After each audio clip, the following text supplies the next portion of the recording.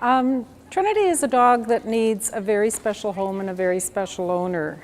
When dogs initially are admitted to the Humane Society, they go through a very extensive assessment process, and basically to come up with a profile of the dog. And in Trinity's case, there were a couple of things that were identified as needing some work. One of those was resource guarding, and resource guarding basically meaning that she guards things like food, high-value treats, raw hides. So over the months that she's been here, we've all been working with her in an effort to find out, how to manage this type of behavior. We've been working with her. One of the things that I've done a lot of with Trinity is take her out for home visits to my home. A lot of times dogs in the shelter act very, very differently. It's a very unnatural environment for them. The longer they're here, the longer they're exposed to all the barking, the noise, the new people all the time.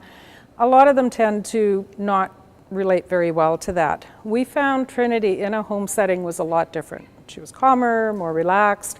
We worked on some of her resource guarding issues. I took her for walks in the park. I took her for walks in the Assiniboine forest. We met other dogs on those walks, and yes, there was some reactivity on her part, but again, it's something that we can manage with her. Is she going to be a dog that can go to dog parks? No, probably not. But can she go on walks outside in areas where there are other people and other dogs? Yes. Basically, what it boils down to at this point in time is that we are looking for a really, really good match in terms of an ideal home setting for Trinity.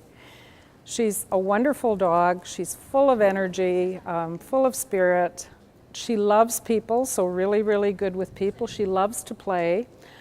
Because of the high energy level, we are suggesting that, a lot of exercise, so lots of walks, lots of playtime, lots of mental stimulation.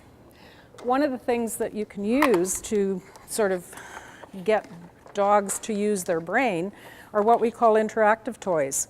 And all of these things have a compartment for treats, so you basically fill up the toy with treats, set it down, and then the dog has to work at getting the treats. And it helps to stimulate the dog's brain, because when the dog gets bored, that's usually when some of the not so good behavior surfaces.